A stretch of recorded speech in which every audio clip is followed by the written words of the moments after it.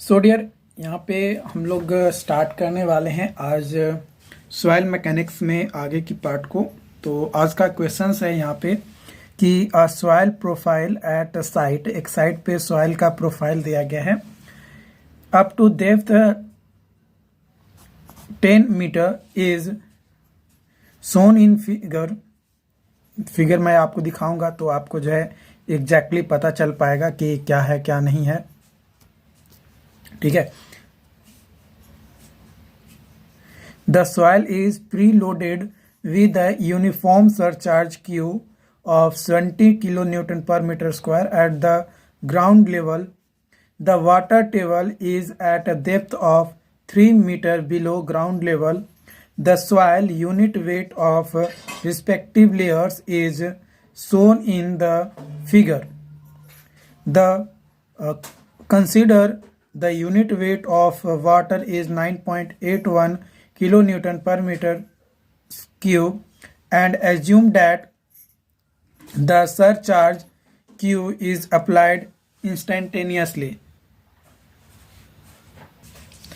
तो बताना है कि immediately after preloading the effective stress at point P and Q respectively, है ना। पॉइंट P और Q पे जो है आपको बताना है कि कितना जो है आपका इफेक्टिव स्ट्रेस जो है आपका होगा। मान लो ये ग्राउंड है ना, ये ग्राउंड है, इस पे प्री लोडिंग जो है Q is equal to 70 kilo newton पर मीटर स्क्वायर है। ठीक है। और यहाँ पे ये ग्राउंड वाटर टेबल से 3 मीटर ऊपर है, या आप कह सकते हैं कि ग्राउंड लेवल से 3 मीटर नीचे पे जो है वाटर टेबल प्रेजेंट है। उसके नीचे जो है 4 मीटर तक सिल्टी क्ले है जो कि सैचुरेटेड यूनिट वेट जो है 20 किलो न्यूटन पर मीटर क्यूब है। और 4 मीटर के बाद 3 मीटर और नीचे आपका जो है क्ले है जो कि saturated unit weight 21 kilo newton पर मीटर क्यूब है। और उसके बाद जो है बोल्डर क्ले जो है आपका आ जाता है। तो बताना है कि P एंड Q पे क्या जो है इफेक्टिव स्ट्रेस पड़ेगा, वो आपको जो है यहाँ पे बताना है। अब समझ में आना चाहिए कि पॉइंट P कहाँ पे है और Q कहाँ पे है, तभी तो हम कैलकुलेट कर पाएंगे ना कि कहाँ पे हमारा P है। तो मान लो कि P कहीं नहीं, यहाँ पे P पॉइंट है, ठीक। और Q पॉइंट की बात किया जाए तो Q पॉइंट मान लो कि यहाँ कहीं पे है ना, ये मान लो कैपिटल Q है। तो यहाँ पे Q पॉइंट है, यहाँ पे P पॉइंट है। तो अब बताना है कि आपका जो है क्या होगा इफेक्टिव स्ट्रेस। ठीक है। तो यहाँ पे effective stress is equal to हो जाएगा, यहाँ पे देखो हाइट कितना है तो 3 मीटर, तो 3 गुने और यहाँ पे देखेंगे तो आ जाएगा तो 18 जो है हमारा दिया हुआ है। यहाँ पे हमें जो है 70 किलो न्यूटन जो है सरचार्ज दिया हुआ है ना जी। तो सरचार्ज हमारा यहाँ पे दिया हुआ है और वाटर कंटेंट जो है हमें दिया हुआ है। तो देखो effective stress is equal to होता है total stress minus pore water pressure. ठीक है। तो या तो आप इसको घटाकर वैसे भी बना सकते हो, या फिर डायरेक्ट मैं बना दिया हूं तो डायरेक्ट आप करोगे तो इतना आ जाएगा। Is again effective stress at point Q is equal to 18 गुने 3 प्लस 4 गुने 20 माइनस 4 गुने 9.81, तो यहाँ पे आ जाएगा अप्रोक्सीमेटली 95 किलो न्यूटन, जो कि आंसर जो है ऑप्शन नंबर डी में दिया हुआ है। आप ऐसे भी कर सकते हो, पहले टोटल स्ट्रेस निकालो, ठीक है, उसके बाद पोर वाटर प्रेशर निकालो, ओके, और देन जो है उसको माइनस कर दो। तो इस तरीके से जो है आपका निकल जाएगा, इस तरीके से आपका जो है निकल जाएगा। तो आप दोनों तरीके से आप निकाल सकते हो, ये आपके ऊपर डिपेंड करता है कि आप किस तरीके से निकालना चाहते हो। ओके, चलो अगली क्वेश्चंस की ओर बढ़ते हैं। अगला क्वेश्चंस यहाँ पे बोला जा रहा है कि या कांस्टेंट हेड परमेबिलिटी टेस्ट या constant head permeable test was conducted on a soil specimen lender of under a specimen under a hydraulic gradient of 2.5. The specimen has specific gravity, जो सॉइल का स्पेसिमेन है उसका specific gravity 2.65 है and saturated water content 20% है.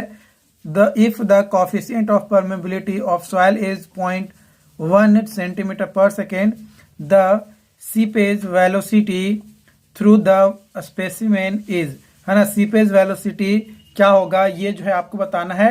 और यहाँ पे बोल दिया गया कि 2 डेसिमल प्लेस तक आपको बताना है. देखो गेट में जब भी क्वेश्चन आता है तो इसी तरीके का आता है.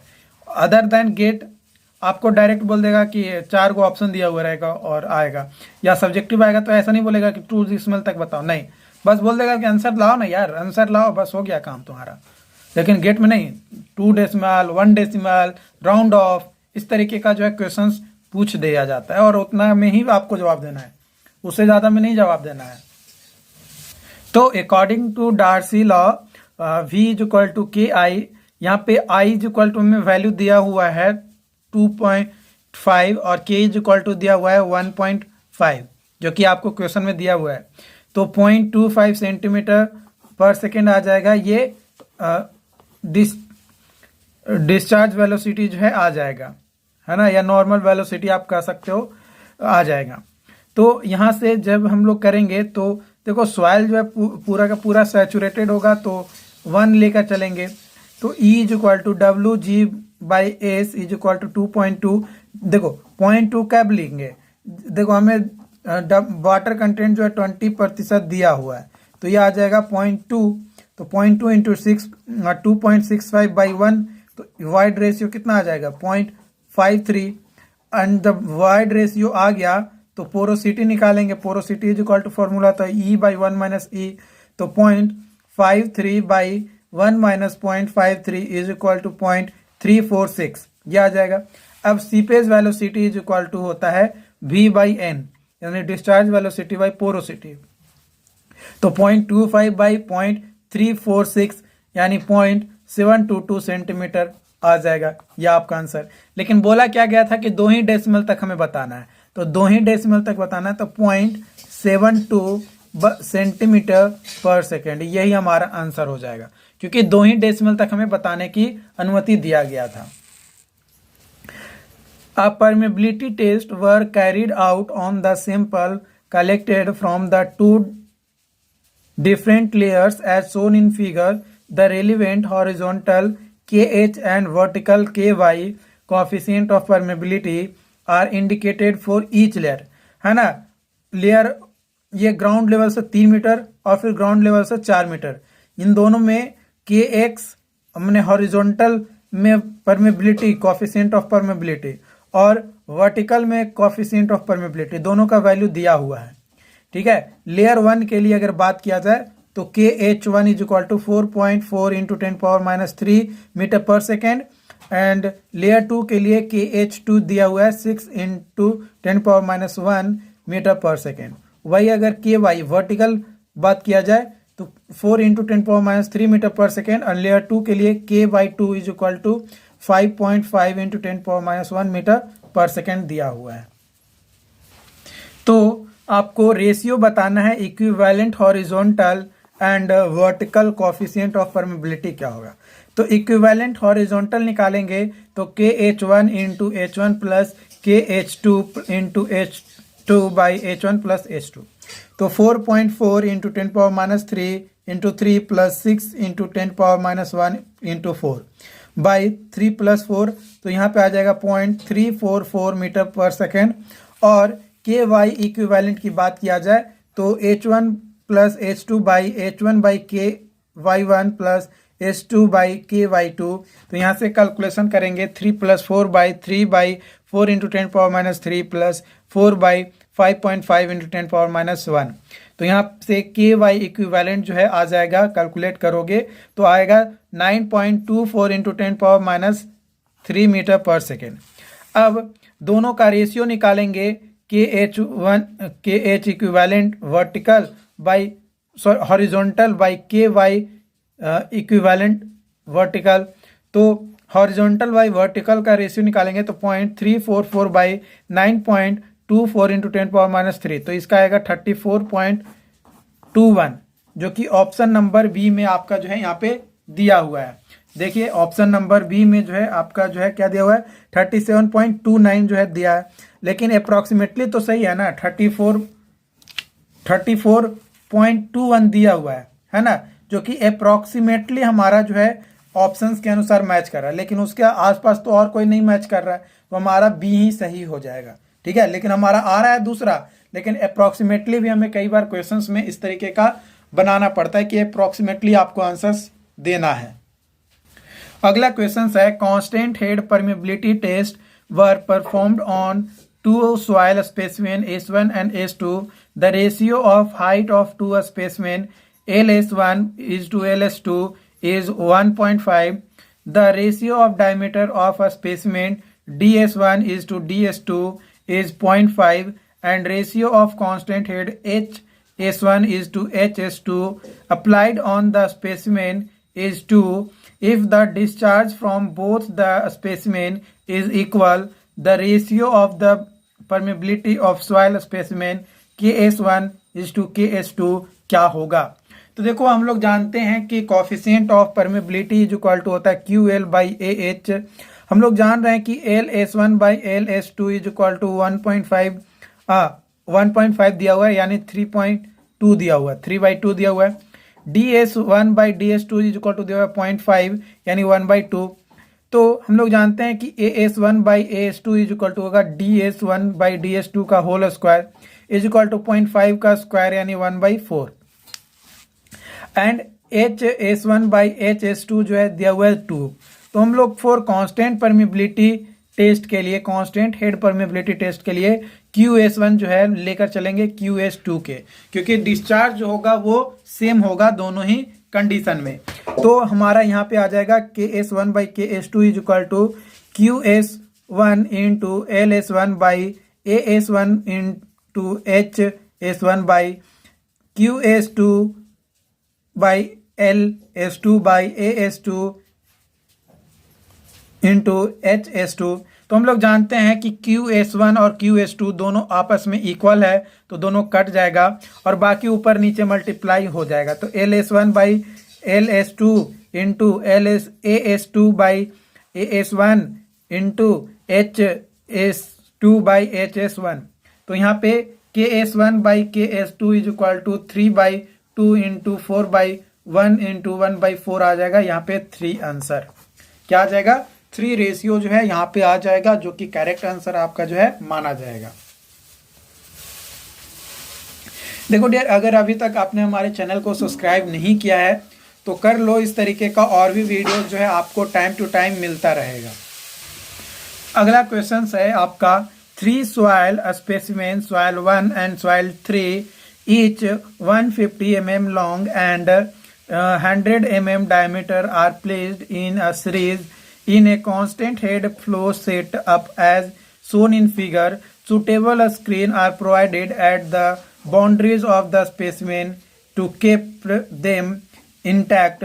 The value of coefficient of permeability soil 1, soil 2 and soil 3 are 0.01, 0.003, 0.03 centimetre per second. तो यहाँ पे जो है आपको बताना है, ये जो फिगर है इसमें कि वैल्यू ऑफ एच है ना, यहाँ पे ये जो वैल्यू ऑफ एच जो है यहाँ पे हाइट क्या होगा ये जो है आपको बताना है। यहाँ पे हाइट 560 mm है। यहाँ पे हर एक सॉइल का जो लॉन्ग है, लेंथ है 150 mm यहाँ पे जो है दिया गया है, और ये पाइप का जो डायमीटर है ये 100 मीटर जो है यहाँ पे 100 mm जो है दिया हुआ है डायमीटर। ठीक है, और 3 गो रखा हुआ है सॉइल सैंपल स्पेसिमेन। ठीक है, या सैंपल कह सकते हैं। तो हाइट का वैल्यू बताना है क्या होगा। तो देखो टोटल हेड जो है 560 mm दिया हुआ है। डिस्चार्ज हम लोग जानते हैं कि 1 पे हो, 2 पे हो, 3 पे हो, सभी जगह पे सेम होगा। मान लो कि यहाँ पे Q1 हो गया, यहाँ पे Q2 हो गया और यहाँ पे Q3 हो गया, तीनों ही जो है Q सेम होगा, डिस्चार्ज सेम होगा। तो K A1 I1 is equal to K2 A2 I2 is equal to K3 A3 I3 तीनों आपस में इक्वल होगा। हम लोग जानते हैं कि hydraulic gradient is equal to होता है H/L, तो H1 L1 और रिस्पेक्टिवली सभी में आ जाएगा। तो हम लोग जानते हैं कि K1 H1 is equal to K2 H2 by is equal to K3 H3 is equal to मान लेते हैं कि X है। ठीक, अब अगर हमें H1 निकालना है तो H1 इज इक्वल टू हो जाएगा X बाई 0.01 क्योंकि K वहां पे चला जाएगा। इसी तरीके से रिस्पेक्टिवली H2 H3 निकालेंगे तो X के रिस्पेक्ट में आएगा। अब X जो है, X का वैल्यू जो है हम लोग निकाल लेंगे। कैसे?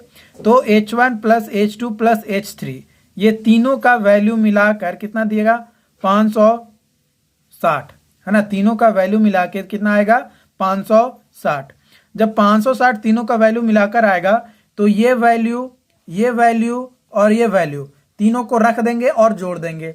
तीनों को रख कर जोड़ेंगे तो आएगा 1.2, x इज इक्वल टू 1.2। जब x इज इक्वल टू 1.2 आया तो 1.2 जो है, अब ये x इज इक्वल टू यहाँ पे डाल देंगे, यहाँ पे डाल देंगे, यहाँ पे डाल देंगे तो यहाँ से H1 H2 एंड H3 आ जाएगा। तो H1 120 mm, H2 जो है 400 mm और H3 जो है 40 mm यहाँ पे जो है आ जाएगा। ठीक है, इस तरीके से जो हमें आ गया। तो जब ये हमारा आ गया, so since L1 L2 and L3 मान लेते हैं कि तीनों सैंपल का सेम लॉन्ग है यानी 150 mm, तो एरिया भी सेम होगा। जब लेंथ सेम है और डायमीटर जो है कांस्टेंट है तो एरिया जो है सेम होगा। जब एरिया सेम होगा तो H इज इक्वल टू आ जाएगा 560 माइनस H1 प्लस H2 यानी H is equal to 560 minus 120 plus 40 यानी 40 mm जो है आ जाएगा, जो कि ऑप्शन नंबर सी में दिया हुआ है। ओके, अगला क्वेश्चन से हम लोग डिस्कस करते हैं। अगला क्वेश्चन है यहाँ पे कि water flows from P and Q through two soil sample soil 1 and soil 2 having cross sectional area of 80 centimetre square as shown in figure over a period of 15 minutes 200 ml of water was observed to pass through any cross section. The flow condition can be assumed. flow condition को assume कर लेते हैं कि steady state में है if the coefficient of permeability soil 1 के लिए 0.02 mm per second है, coefficient of permeability soil 2 के लिए क्या होगा वो जो है यहाँ पे कैलकुलेट करना है।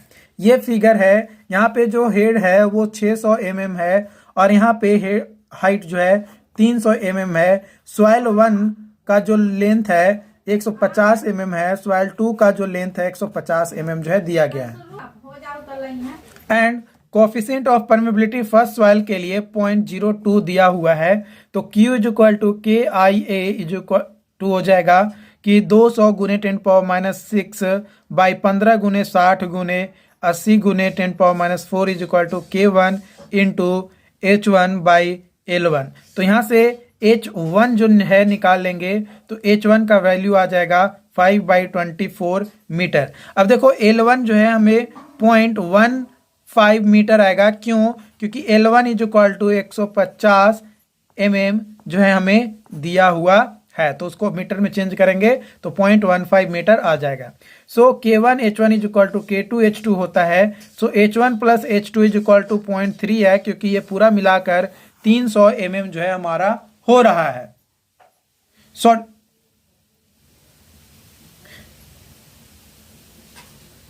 So K2 is equal to K1 H1 by H2। So यहाँ से हमारा जो है निकालेंगे कि H2 इज इक्वल टू कितना आ रहा है, तो 11/120। तो K2 इज इक्वल टू क्या आ जाएगा 0.02 इंटू 5/24 बाई 11/120। तो यहाँ से वैल्यू आएगा K2 इज इक्वल टू, आप कैलकुलेट करोगे तो 0.0454 mm पर सेकेंड जो है आपका वैल्यू जो है यहाँ पे निकल कर आ जाएगा।